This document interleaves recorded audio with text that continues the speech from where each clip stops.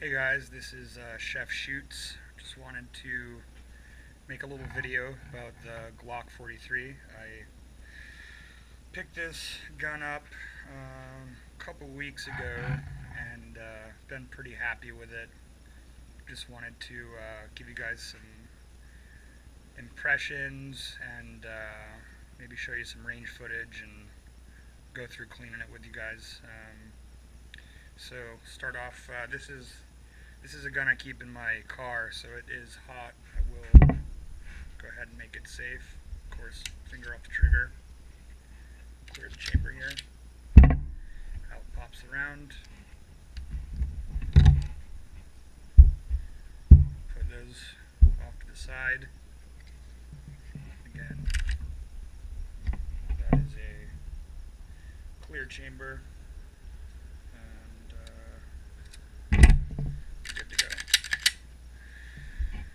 So this is, as you guys all know, Glock's entry into the single stack 9mm world, and it's just a super concealable, very functional, in my opinion, pistol. It comes with two mags. One is flush, and one is going to have the pinky extension.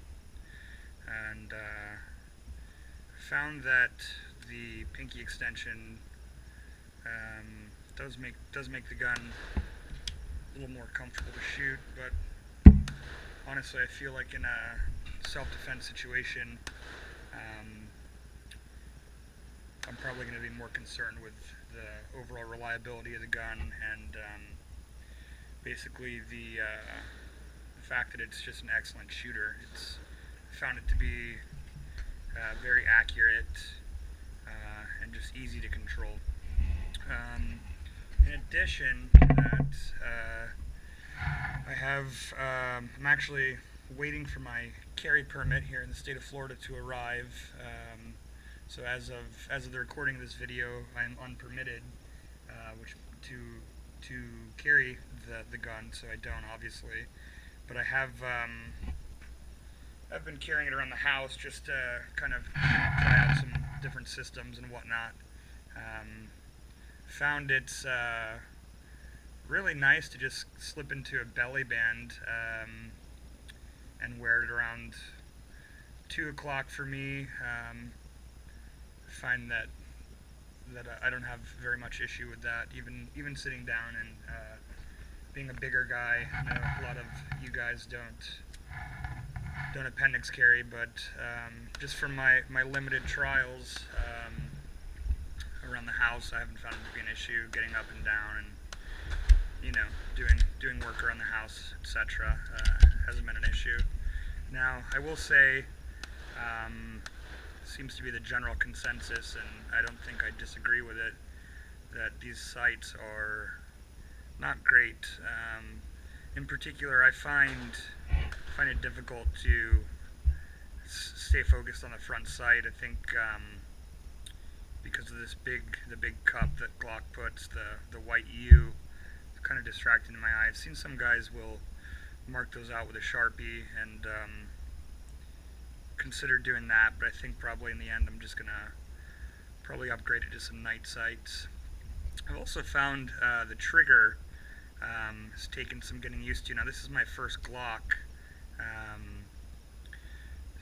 I'm used to double action, single action platform. I also have a Sig Sauer SP 2022, which is a great gun, especially in my opinion for the money.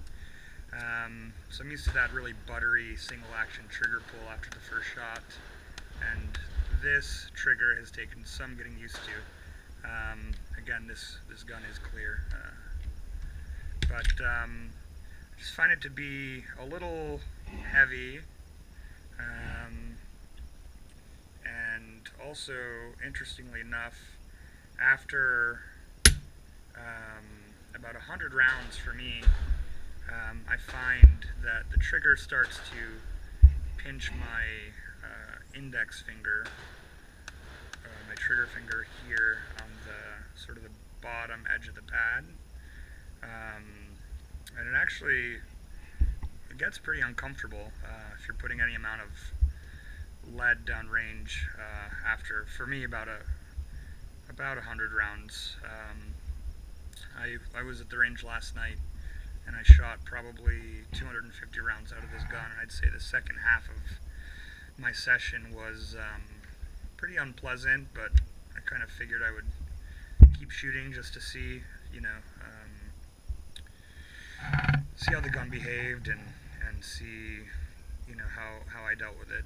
But I was having to kind of go back and forth to my SIG, and I took my AR as well, and I'd have to go to that to kind of get my finger a break. And I actually noticed looks like I kind of have a little callus developing here on the kind of the front face of my finger as well.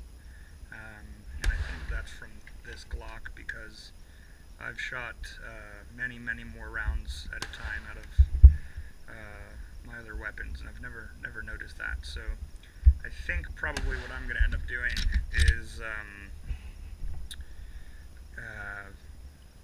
probably getting a trigger job to lighten the trigger, and maybe also seeing about maybe getting the profile of that trigger safety decreased, or because I think what's happening, see if we can get the camera to focus in here. I think what's happening is this area, you see where the trigger safety kind of joins with the actual face of the trigger. I think that's where it's pinching me. So I'll probably take it to Gunsmith and see about getting that sorted out. But other than that, I mean, I found it to be really a fun gun to shoot for the most part, especially for its size. I'm a bigger guy, but my hands are not that big, pretty average, maybe medium-sized hands.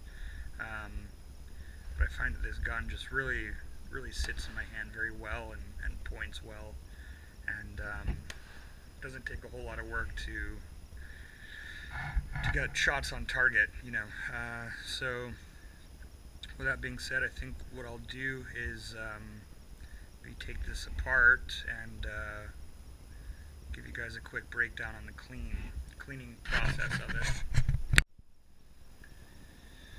Alright guys, so basically what I like to do when I clean my guns is have everything laid out that I'm going to need ready to go, so that I'm not fumbling around with greasy hands and trying to get patches out and all that. So basically I use CLP for most of the heavy lifting as far as getting gun clean goes. I like to finish up by lubing with rem oil. You might have a different opinion, but that just seems to be a setup that works for me. I use a cleaning brush mostly for the breech face, and of course cleaning rod, bore brush, and a jag here. I use two kinds of patches. Basically, I'll use just your basic cotton patches for wiping and cleaning, and then I save my Otis patches here for the bore, just because A, they're more expensive, and B, they're so convenient to get onto a jag with these slots that they cut, and so I find that to be the best thing for the bore.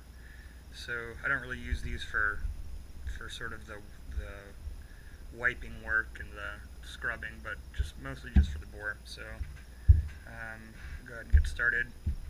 So basically this is going to come apart just like any other Glock, and again, this gun is safe. Can be kind of nerve-wracking to take a Glock apart because you have to pull the trigger, but if you stick to the safety rules of gun handling, it shouldn't be an issue. Just make sure that you check it, double check it. If you're looking for an empty chamber, no magazine, sometimes I'll rack the slide a few times, and while pointing the gun in a safe direction, you just pull the trigger just like that. It's no big deal. At this point, you want to sort of grab it like that and work the slide back and just a little bit and grab this takedown lever, and that's it. So you got your frame. Here's your slide.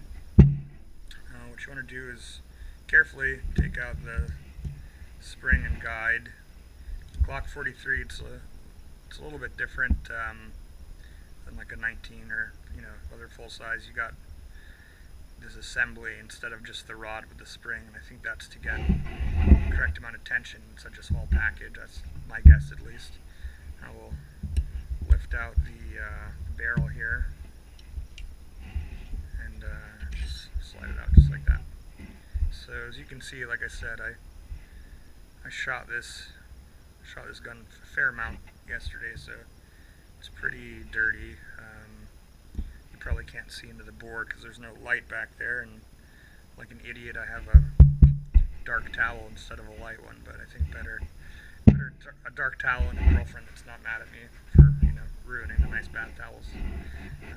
Okay, so first thing I like to do is just hit the inside, hit the bore there, get the feed ramp, and just sort of let that soak, set it to the side. From here I'm going to go to the slide, and there's not a lot to do, honestly. You want to be careful. You have your firing pin port there. You don't want to get any cleaner in there. They say that's a bad idea. So kind of use gravity to direct the chemicals where you want them. And I'll hit it up here just a little bit, not too much, just basically the surface. And grab one of my outers patches here and just kind of start working the inside of the slide. You can see there's some fair amount of carbon and fouling, etc. So I'll just kind of get in there, and I like to get the grooves there where the rails where the slide rides on the frame. And at this point you can sort of see this patch is already shot, so we'll set that to the side, grab a fresh one. I'll just sort of get that clean.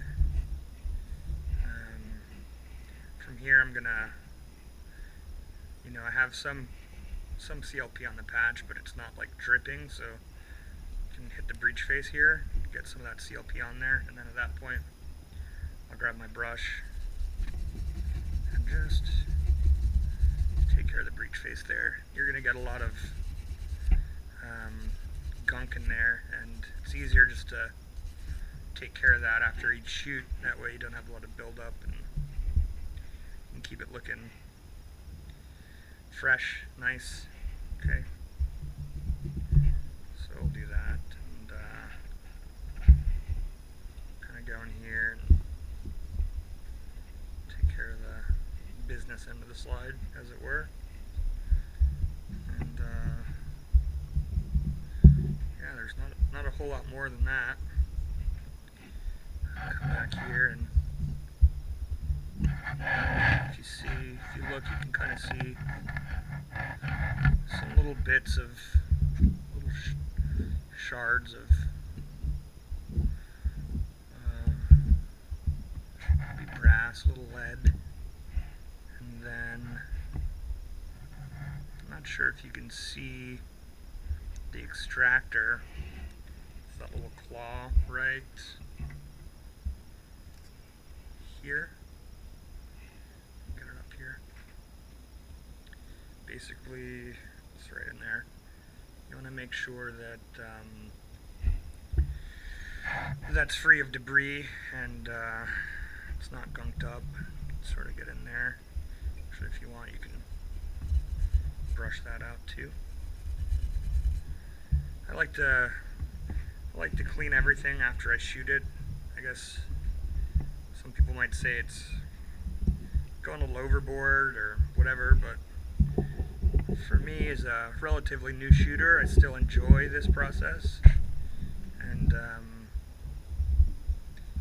I think that it's probably better to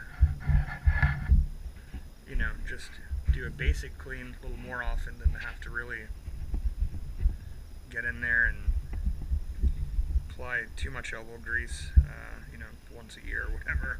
So, and like I said, guys, this gun lives in my car, so if it's coming out other than at the range, I need it to do what it's designed to do. So it makes me feel a little better knowing that it is clean and lubed. So from there, I will set the slide to the side and move over here to the barrel. You can see that CLP is coming out. Basically, you want to hit the outside a little bit, and just kind of wipe it down. You're gonna have some buildup in this little barrel link under the chamber as well. Sort of sits behind where the guide rod goes, and just kind of floss that out a little bit, and then don't want to forget your feed ramp, so I'll use my brush here as well. Get that clean.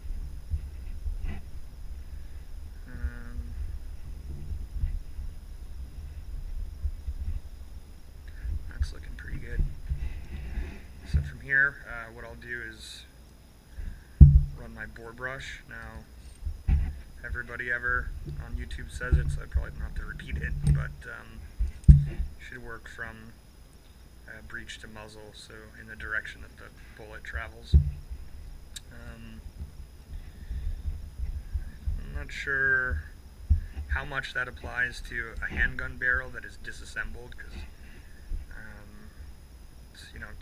it's not like a rifle bore that's still in the action, but I think it's probably just good practice. So I'll pull it out and go again.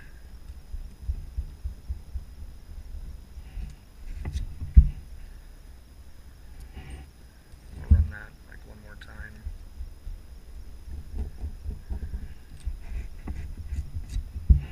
Okay. Now, from this point, I'm going to grab one of my Otis patches here. And the way these work is you fish your jag up through one of those slots, and you want to pinch here, come up through that slot in the jag. Don't pull it too much, just a little bit, and then pull that up, and what you're left with is kind of looks like an inverted umbrella, So that's going to do a pretty good job of mopping your bore. So again, we're going to go breech to muzzle here. And actually doesn't look too bad. It's pretty clean. But we'll pass it a couple more times. What's nice about these is that you can, once you do that, you just switch to one of the other slots. And you'll see when I pull this up, all that fouling is sort of hidden on the inside of that patch, so it's like grabbing a new patch basically.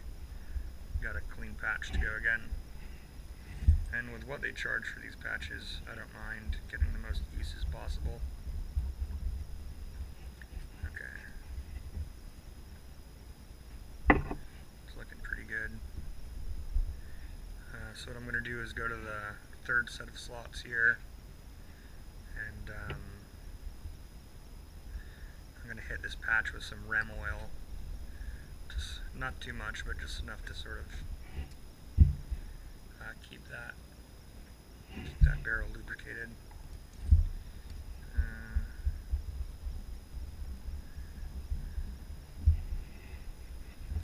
So, it's not dripping, it's just kind of damp. We'll just slide that up through, and you can see that's pretty much a clean patch. It just came out, so our barrel is in good shape. We're good to go. If you could, I'm not sure if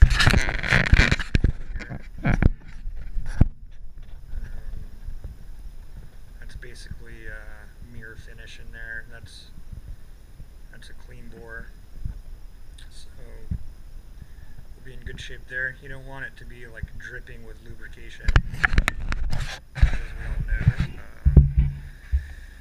You can't compress liquid, and sending a bullet down that barrel, down the bore with dripping with lube is possibly going to end badly for you. So we'll just go ahead and set our barrel over by the slide, and then the recoil spring. I have not taken this assembly apart. I noticed in the Glock manual that it says not to. It says that they don't really like you taking apart. Well, I don't know if it's not that they don't like it, they just don't recommend like deep disassembly. So for my purposes, I'm just going to hit it with a little CLP and grab a clean patch here. And you can see that there's almost no fouling on that anyway, so it might be an unnecessary step. I know with my SIG, when I pull the guide rod and the spring out, they're generally pretty dirty, so this seems to be in pretty good shape, so set that to the side. Here we have the frame, and there's not really a lot to do here. What I'm going to do is this patch, it's pretty much clean from the recoil spring. I'm just going to hit it with a little CLP just to kind of dampen it, and we'll kind of wipe down the internals. You can see there's some fouling in there down here in the dust cover, and there. And if you really want, you can swab your magazine well to be thorough, but I never really find much in there. And then at this point, I'm going to take a dry patch, just kind of mop that up a bit. Alright. Now Glock, I did notice, they recommend that you put a drop of lubricant right here. I guess it works its way down in there into the internals, and lubes what it needs to lube. So what I'll do is I'll just grab my rem oil, just a little bit, and that should be sufficient. Alright, cool. So now from here, basically, what I'll do is a little rem oil on this patch, and I'll just kind of swab everything a little bit. You don't want it to be wet, just a little swab, and basically anywhere that metal is going to be contacting metal, it's not a bad idea. And then we can basically just reverse the order, drop the barrel in, slide it back. Okay. Now you have two notches on the underside of the barrel, and you want to line your recoil spring up with that like semicircle, half moon they call it. So just put that in, and carefully, because you're under tension, slide that back in there. Now what I'm going to do is lubricate the rails, and just a little bit here. A little bit goes a long way, so use this to kind of spread that out. Alright. And line it up. And that's it. You could also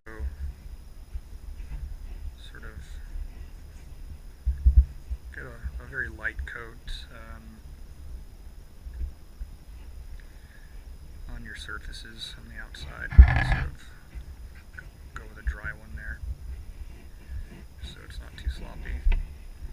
And guys, that's it. That's cleaning a Glock. It's pretty simple. Definitely, in my opinion, more straightforward than some of the other platforms. What's nice is if you know how to clean one, you know how to clean all of them. If you know how to take one apart, you're pretty much in good shape all the way across the board. So that's pretty cool. Now, yeah. So I'll pack this up and reload it and stick it back in my glove box, and I think that'll pretty much do it, guys. Thanks for watching. Leave me any feedback, maybe if you do it a little differently, or if you have any advice for people out there watching. Leave it in the comments below, and let me know what you think. Until next time, this is Chef Shoots. Thank you very much.